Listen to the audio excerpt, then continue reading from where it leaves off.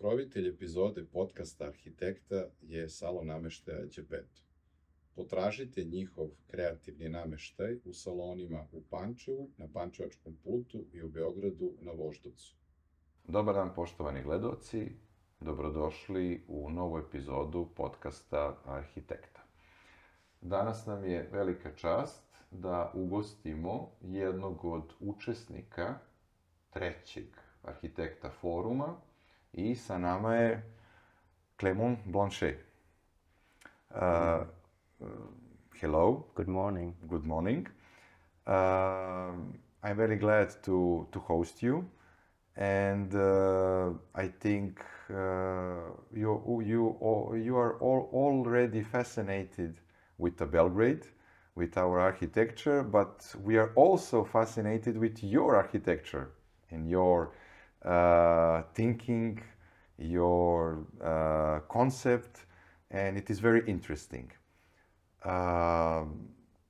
For a first question, because you are a little bit younger architect from a younger generation, and I think people from Serbia do not know from which background are you coming, what is your philosophy, what do you do, what are you projecting? Mm-hmm. And for a first question, let us see or tell us something about you, about your credo. Thank you. Thank you very much for inviting for this podcast. I'm very happy to be here and to look at your architecture, understand the cultural aspect of the city. My office, I created it in 2014, and before that I was associate of Rem Koolhaas, really? For 10 years, and I left in 2014. Back then I created OMA Paris, and our office is trying to combine the energy of architecture and urbanism, as well as territorial and cultural aspect that create forms. For us, form is not a kind of aim, is not a option to be a destiny, it's actually a result. And we decided to actually become detective. We detect what life is about, what cultural aspect, what economy is about, politics, economy, ecology, and we aim for defining an architecture that is contextualized. And we love to think that concept doesn't mean to be radical. It can be smooth as well as strong. And this is something that I'm extremely interested in the architectural office we have now. We are about 30 people based in Paris. 30 people? Yes, and we do like to investigate life and architecture related. So that's why we do spend a lot of time about understanding the ecosystem of where we go. We are, of course, working in France, but also in Europe. Also, next week I'm opening an hotel in Tbilisi, Georgia. We did win a competition in Italy. I'm doing a house in Palma de Mallorca and also things in Saudi Arabia. So we have a kind of a scale of international tackling or kind of questioning architecture. And the more we travel, the more we get stronger, because it's almost like therapy of thinking what is our architecture about. By traveling, by confronting, you understand yourself. And this is something I'm interested in, and we love the fact that we are a laboratory. It's almost like when you perform medicine, sometimes it succeeds, sometimes it fails. But most of the time, fails. I know. So it's interesting to fight for certain truths. And in our office, we love to kind of combine scale. We do like bridges, we do a recording studio, we do campus, educational buildings, housing, offices, sport facilities. we try to be everything but not specific. Because to be specific, it ends a certain result of awareness. And I'm interested in being aware to prove that architecture can be capable to react. Yes. And that architecture is not about just the image, but actually the essence of it.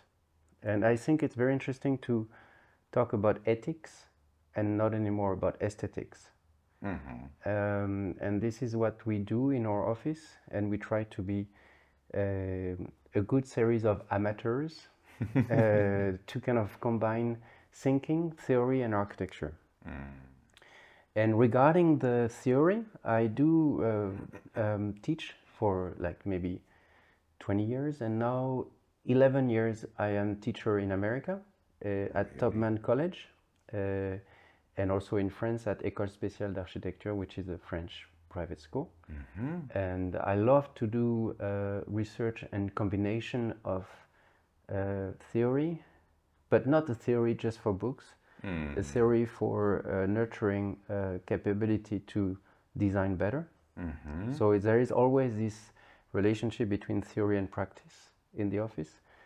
And this year, for instance, we are going to work on the risk, you know, the flooding, global warming, in 2 cases in France, and then we will be exhibiting at the Venice Biennale in September. In 5 minutes, you said to me so many informations that I cannot believe.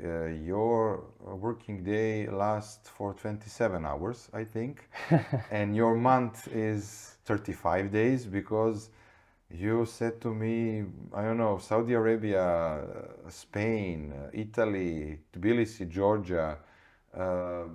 China, I forgot. China.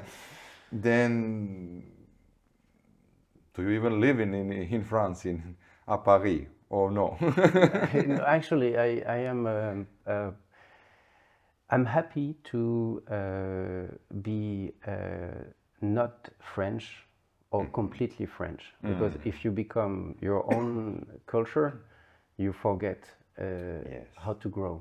Yes, it is. It is. And you said it is not only with aesthetics, but with ethics. I think we passed the question about aesthetics 50 or 60 years ago. It was in the past, about the styles, no styles, what kind of aesthetic must be that house or this house. But I think the architecture is now far more than what all those, you know, giants of architecture were thinking or writing or, you know, projecting. But I think you are on the good way to become a greater architect than your teacher, you know, your past project bureau. Who knows? You're still young. I don't know what is young, but probably I am. I think here in Serbia, young architect is under 50. So it's okay. Under 50. Maybe in other branches, people are young up to 30. Yes. But in architecture, you must have some age, or you must pass some years of experience of life. Yes. Not only of experience in architecture, but in life, to become older architect. Yes, wiser. I'm looking for stability to become unstable, because of course it's very important, you know, in architecture, in our type of work, the business is equally important to the creativity. Yes. Because if you don't have any of them, none of them can work. Yes. So you are kind of, it's true that, you know, further you go, further you stabilize, further you have strategies of efficiency, and then you can tackle in a very specific manner a site, a condition, a culture, a country, because you have a robust machine. It is. And I like that you have a balance between theory, but not, how do you say, you know, only theory, philosophical theory, but between theory and the practice. And now there is a problem, I think, on West, because on universities there are professors that only write books and scientific works, and they do not project any kind of building, not even their house, I think. And on another side, there are architects that have big bureaus, conglomerates, you know, big companies with 100 architects, and they are, I think they are not read even, not to write something. Yes. And mostly the professors calling all those famous, you know, star architects to have a lecture for the students, because only them can explain to the kids, you know, students, what it look like to be an architect in practice, because their professors do not know that. Yes. They not communicate with investors. They do not communicate with I don't know, local community or something like that, and they do not know all the problems. Yes. And I think what is very crucial is, you know, architecture and the project of architecture is an opinion. Yes. You know, and this opinion you need to define yourself with a strategy you decide and with the data information you get. If you are only practicing theory, or if you're only kind of defining aims without confronting to failure, you don't progress. Yeah. And that's actually very challenging for me, but I love, you know, this kind of go up, go down, go up, go down. Ups and downs. Yes, yes. I always say to my office and my team and my students, the best is you to fail, so you learn. Yes, you must fail, not once, twice. Who knows how many times. One German architect was a guest a few months ago, and he said the architecture is like a box. You are giving punches, but you're also accepting punches, and there are so many punches to be accepted. Yes. If you do not use to that, you are in problem. Yes. Because in architectural life, you are making 20 or 30 projects. Only one of them is going to realize, to be built. Yes. But now let us talk about some projects that they are finished, and some of them that are going to be finished because they are now under the construction. And for the first, I saw that you are very involved in the architecture of university campus or something like that, buildings that are for the students. And for the first place, Marangoni complex in Paris. It is interesting because it is in Paris. It is a town that do not allow you to make some, you know, crazy stuff with architecture, but also you must involve your creativity. What can you say about that project? Well, I think this project is a long thinking behind it, because for me the goal of this project was to treat equivalent the past, the present and the future. And we were asked to design a school for a fashion school called Marangoni, the Italian campus. And at the same time we had to balance a palimpsest of different time zone, because we were in a very sensitive, extremely French / protected area. Yes. Close to the Eiffel Tower and in the kind of most 16 arrondissement, which is kind of recognizable by the bourgeois attitude, but also the kind of well architecture statements. So we had to be very careful. And in an introduction, I will say I'm actually very fascinated by all related educational programs. We did a lot of projects. Also, I did the École Centrale in Paris. I won the campus for Carrefour. I am the urbanist of HEC. It's a kind of major business school in France, kind of reconducting the campus. And I'm attracted by it because it's also a way to question what is a living space, what is a learning space, and what is the meaning of technology and architecture. So for me, it was very challenging and very intriguing. And when I worked on Marangoni, it was interesting because it could combine many questions.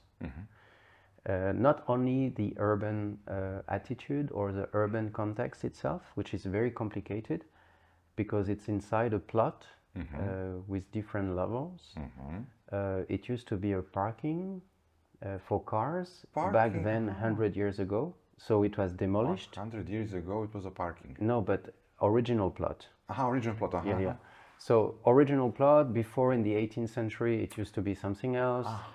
So it was a lot of layers. Layers, yeah. And historical layers. Yes.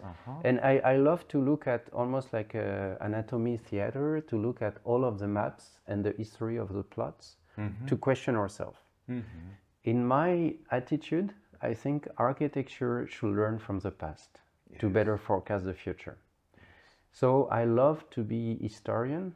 I love to understand when has been changed a street, when has been changed the strategy of organizing the plot. So we spend a lot of time to digest the condition of the site. Digest the condition of the site.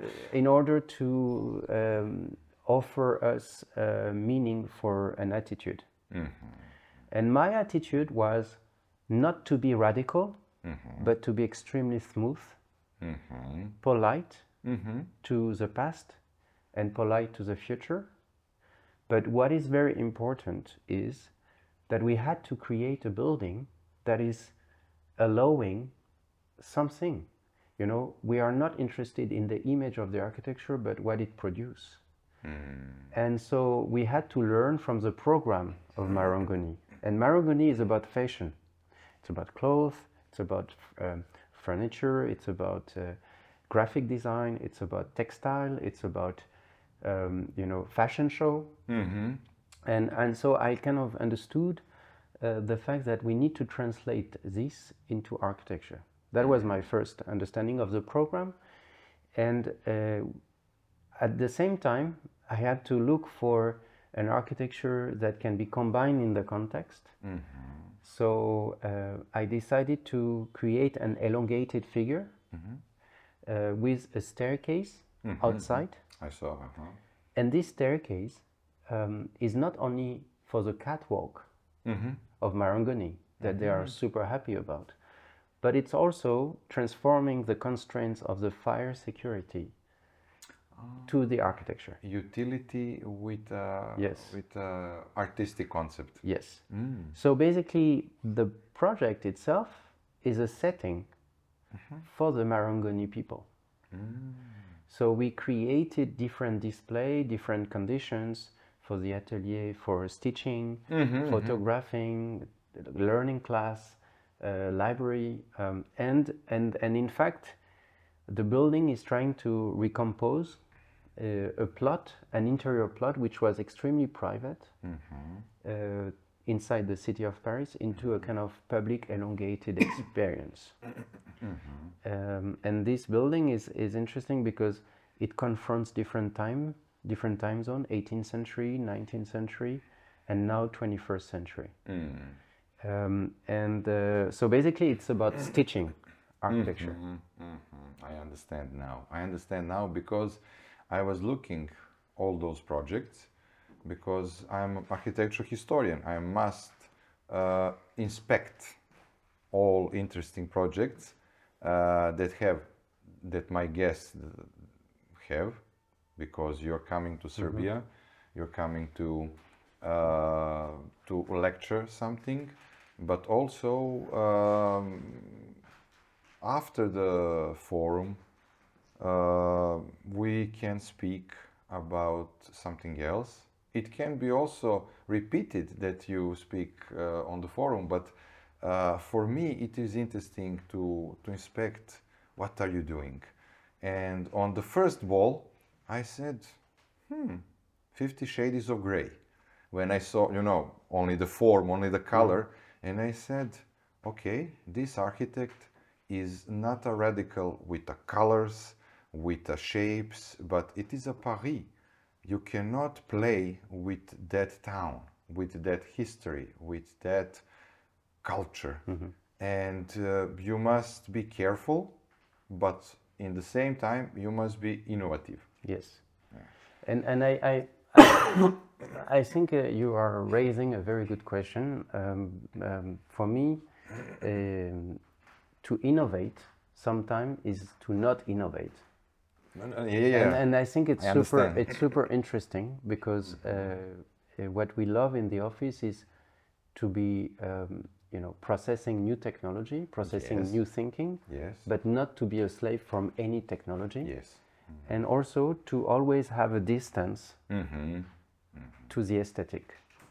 And that the aesthetic is a result of, you know, as you said, the French context, the Parisian architecture, a program, an identity, or more important, a structural and facade strategy that result from sincerity.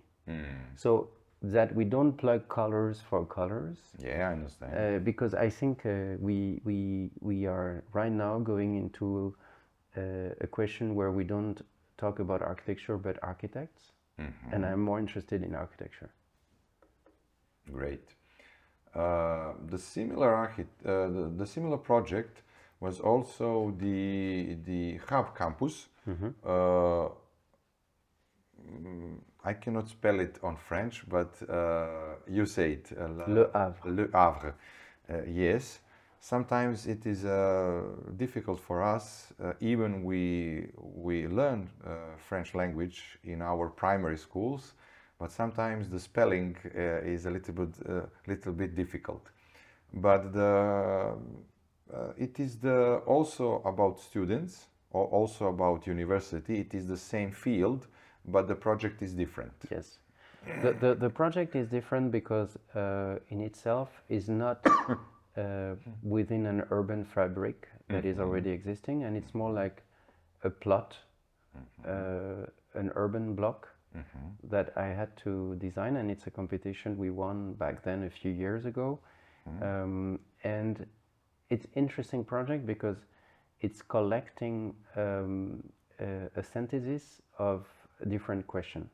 The first one is, as you might know, Auguste Perret, who is kind of a very rationalist slash modernist, extraordinary architect who works on concrete. Yes. That rebuilt Le Havre with different architectural statement, where the statement was how to be robust at the same time modern. And at the same time, so the city after the war got rebuilt by him with a master plan back then, with some very good example of architecture. So that's the first element of the strategy, how to react to this question. The second question is, it's an arbor very close to the sea. Yes. And the third one is that the area is under development with a lot of social housing blocks, and my architectural synthesis was to combine the three into an architectural mixity where the result is borrowing from each. So for instance, we reinterpreted the architecture of Perret by having horizontal balconies next to a kind of traditional facade. we invented a program mix where the ground floor is for students living, working, eating, parking, sport. And then you have 2 blocks of residential, traditional residential, and then social housing. And what is interesting is that we focused on the typology of them to have always access to the outside and to be naturally ventilated. But to me, we use also the metallic architecture because we are next to the harbor. The context Yes. of the steel, Yes. of the everything. The context has generated a form. And the strategy in itself is that the building play with different shaded gray, black, white, gray. Yes. And also some kind of modernity to kind of explain that we are close to a sea, in a harbor with the containers. So the architecture itself is a result. And in fact, the building is more than just a building because it's trying to stitch, different conditions around. To connect. And to behave friendly. That is the key word. These are all interesting projects, but I saw that you have so many megastructural complexes that you are also doing architecture, urbanism, design. You said to me that you have an interesting project about one big stadium. It is very interesting, very interesting field. Let us speak about that. Yes. I'm always fascinated about infrastructure in general. We lately opened a bridge in Bordeaux, which is an infrastructure that is extremely simple and so generic that is very specific. And we won another type of infrastructure for a stadium in the suburb of Paris. And we won the competition because we did not do a stadium. The fact is the following. When you do a stadium, you usually focus on the event itself of the action of the soccer game. On the field, Yes. And you generate a very introverted form. Okay. Very selfish, very protective. Like you enter a gate, you enter something for a stadium. Arena, yes. And when you look at all of the typologies of stadium worldwide, you always come back to the same fingerprint with this kind of facade, skin design, and then you focus on like a field of soccer. And when I say we won because we didn't do a stadium, it's because we did an urban architectural strategy. Okay. The fact is, it's actually published in your Arhitekta, and it's actually interesting because with SCO, we were 2 architects, and we are 2 architects. We are developing a strategy where, again, the context allows us to design it. So we are in a suburb of Paris with a lot of social questions. People love to do sport to grow, from bottom to top, and it's very important, the sport and the result of it and what it's kind of formulate as an experience. And we are here in this context, we had to design a stadium that exists already because it used to be there, but with different time zone. Again, like one was built, one of the stand was in 1900, one 1940, 80, and blah, blah, blah. And then we said, how can we keep this original experience into the architecture of tomorrow? And what we decided is instead of doing an isolated figure, is to open the figure and to decide that it's not about one architect with a kind of sketch and beauty, but more about the urban that will inform the stadium. So each stance of the stadium is reacting differently to the city. For instance, the east stand is becoming a street below the slope of the stand, reconnecting the city.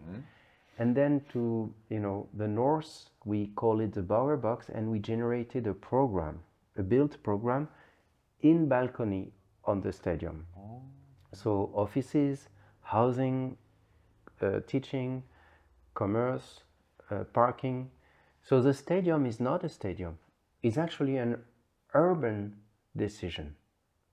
And what I found very interesting is that back then we won the competition in 2019.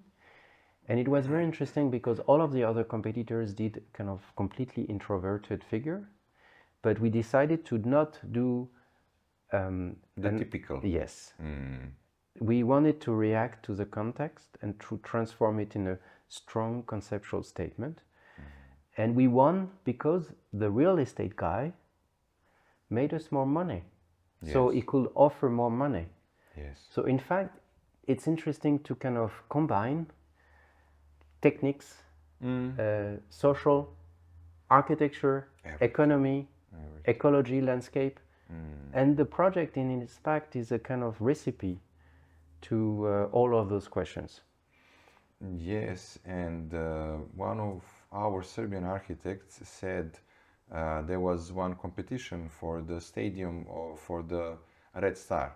That's the one we won, Red Star. Étoile Rouge? Saint-Ouen is the one I'm building right now, 70% completion. That's the one I'm talking about. In Belgrade? No, in Paris. Okay, but we had a competition. For Red Star here. Red Star here because we have a club that calls Red Star. Oh, so they call it the same name? I don't know why is yours called Red Star.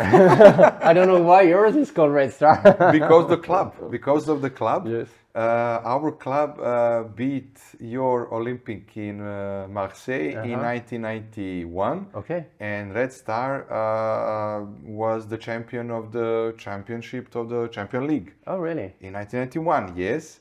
Olympic from Marseille was in the final with a Red Star, Étoile Rouge. And now there is a stadium, but there was a competition for the Red Star stadium, new one. And all the architects give it their own solutions. And one of them said, everybody has its own donut, Yes, that's what I talk about. The close typical solution. And you see also Red Star, but in Paris, and it is not a typical. It is, I don't know, when I hear from you, I cannot believe you put everything inside of a stadium. Yes. It is not only sport arena, it is a small town inside of it.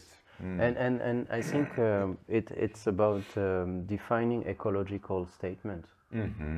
Because ecological is not only about building in wood, even though most of the project is in wood in this one. What I'm saying is that it's about social. Yes, connections. Sustainability is about being social. To sustain, architecture should sustain. And I would like to say something. Architecture, when you think about architecture, you have two words, arche and techne. Techne, yes. And arche for me generates eternity, forever. And techne is about handcraft and context. It needs to be eternal and contextualized. For me, this is my aim in architecture. Yes, very, very interesting. It is not a main translation of the architecture, but you put your philosophy inside of the first word and in the second word. Yes. Great, great. And what else can you say about your newly work?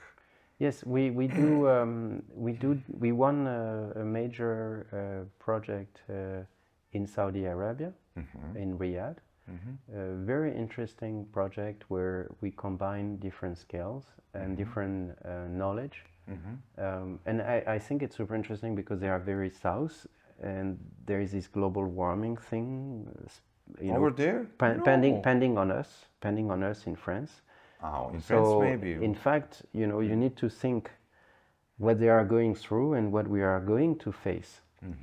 So we kind of generated an architecture over there that is very sensitive to natural ventilation and certain type of density and certain type of reinventing local techniques to kind of create a super modern architectural statement. And this is going super well. We also won a big competition in Italy for a regional center with Nicolas Lenné and François Leclerc in Sicilia, Palermo. We are having a project in Denmark for a master plan project. So basically we try to focus on finding strategies that are extremely robust and strong in terms of concept and storytelling, but at the same time extremely smooth or with an intervention to the context. And I many times explain to my students or my team is that when you design architecture, sometimes you can be very radical in continuity. Yes. And sometimes you need to be in the opposite. And this is a decision of the architect, is to find the right balance for the context and find an architectural nuance where the urban context is serving architecture and architecture is serving urban context. Yes. So we do like to work on international competitions at the moment. As I said, I did 10 years OMA, 10 years CBA, and now I'm working for the next 10 years to find a strategy of networking with a good and strong architect to initiate collaborations. Because in the office we love collaborating, and we don't like to be by ourselves the best, because we cannot be. Yeah. Egoistic. We would be the worst if we were like this. So we try to tackle good people and strategic thinker to work together, and that's my aim for the coming years.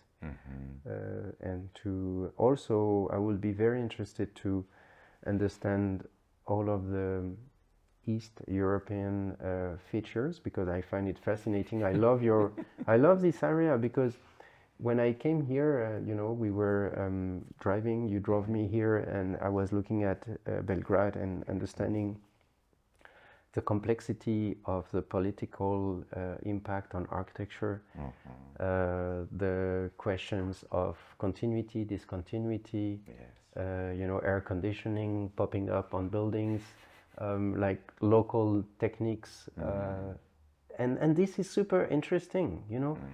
It's that's how I feed myself, is to kind of understand and question, and to be aware, just to be aware. You will see that we are some kind of combination of Europe tradition, Europe history, Europe culture, but also we are some kind of Eastern traditions. We are some kind of European country, but from the third world, like Asian or African country, but put inside of the Europe, because of politics, because of sometimes of corruption, because you said you are winning competitions. Here we do not have so many competitions. In Montenegro, that is almost 10 times smaller country by the number of the people, by the number of the residents, yes, they have 15 to 20 small or big competitions, architectural, urbanistic, or something like that.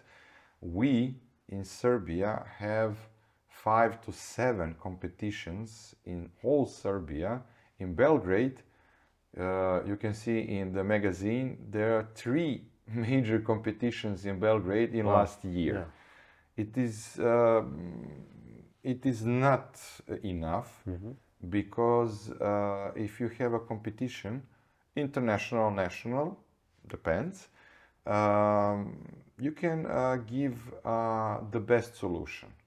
Not the best, but in that time and place, the best solution. And you can give a chance to big studios, small studios, younger people, older people, Yes. to compete, Yes. to say something, to draw something interesting, to say, in your language, to say, architectural language, to say. And I saw that we need something like that, because when I hear from you, your almost all projects are won by the competition. You are not saying, you are not sitting in Riyadh and drinking tea with some, I don't know, some sheikh, and speaking about, hawks and camels or something like that. No, you win a competition. That is very important, because on competitions, you are training yourself to be a better architect, to give some better ideas, because after every competition, you are watching other bureaus, what did they offer on that competition. Maybe you lost some competition, but you saw the first prize. Maybe that idea can be your winning idea on some other competition that have similar concept or context or something like that. And I think I would say adversity is the best teacher. So you learn by kind of, competing. Yes, competing, yes, it is. I think we do not have much more time, because when we are speaking about great stuff, the time is just flying away. Say something like, I don't know, like some statement or something like that for our people, our architects that are watching this podcast. Well, I think first of all, consider ecology as the essence of yourself, and consider ecology as reacting to a context, and be radical in the way you think, and trust yourself, and travel a lot. Travel a lot. Thank you, Clement. You're welcome. Thank you very much. I think that this will not be this is your first time in Belgrade, but I think it will not be the last time in Belgrade. I hope so. And I think that you must come here not only to visit us, to watch our architecture or something like that, but also to project and build here in Belgrade. I would love to. Thank you so much. Thank you for your invitation.